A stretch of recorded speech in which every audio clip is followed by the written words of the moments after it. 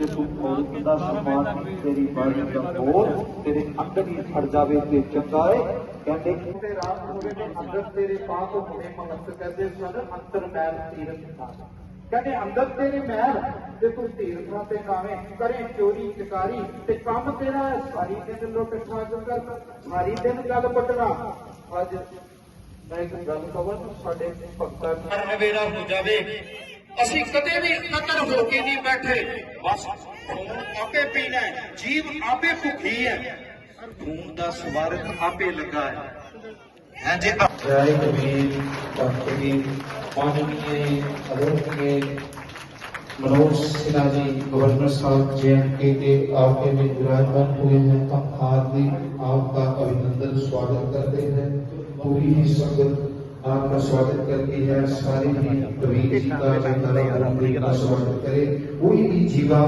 जो है बात न रह जाए सब कबीर जी का आप जयकार बोले सतगुरु साहिब कबीर महाराज की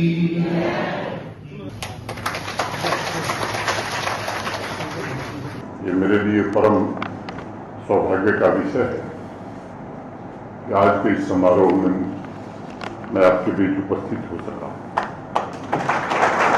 बात शुरू करने से पहले मैं भारत भूमि के अपूर्व संत बुद्धत्व को प्राप्त महापुरुष संत कबीरदास के प्रकाश उत्सव की आप सबको बहुत बहुत शुभकामनाएं और बधाई देता हूं। बड़े धूमधाम से पूरे देश में 11 जून को उनका अवतरण दिवस मनाया गया था।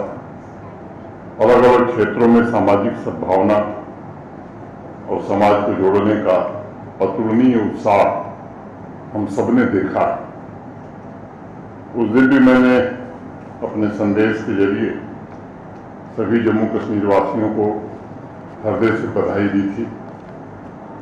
लेकिन ये सच है कि मैं बेसब्री से इंतजार कर रहा था 15 जून का ताकि आप सबसे मुलाकात भी हो सके और महान संत कबीरदास जी पर कुछ चर्चा भी की जा सके।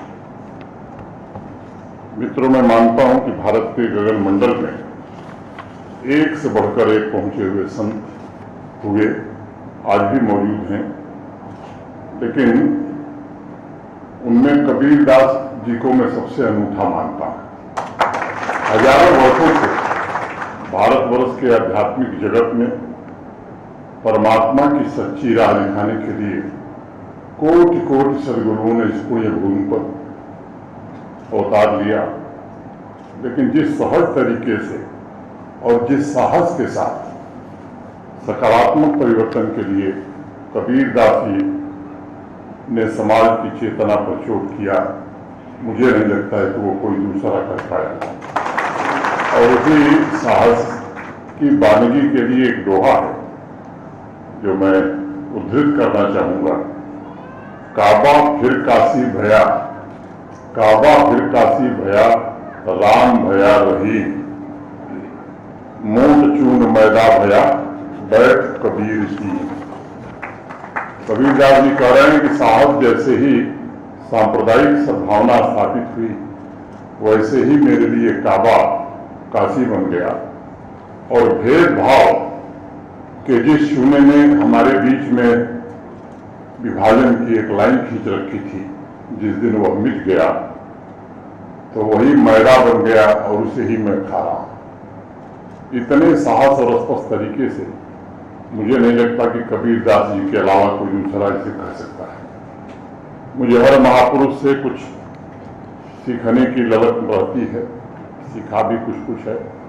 ये सच है कि उन महापुरुषों के दर्शन और उनके आशीर्वाद में परम पिता की झलक मिलती है, लेकिन कबीरदास जी ने मुझे अध्यात्म का सागर और ऐसा सागर जो अद्भुत है वो नजर आता है। वो संत परंपरा में सबसे अद्भुत संत है। जैसा मेरे पूर्व के वक्ताओं ने भी कहा, कबीरदास जी पढ़े लिखे नहीं थे और स्वयं उन्होंने कहा भी कि मस कागज छुयो नहीं कलम गयो नहीं हाथ। मैंने कागज कलम से उनका कभी लेना देना नहीं था। पिछली बार भी मैंने आपके बीच एक बात कही थी, जब मैं अंतिम बार कबीरदास जी को पढ़ रहा था और उनके बारे में विवरण प्राप्त कर रहा था, तो अभी तक 1000 से ज्यादा PhD कबीरदास जी पर हो चुकी है।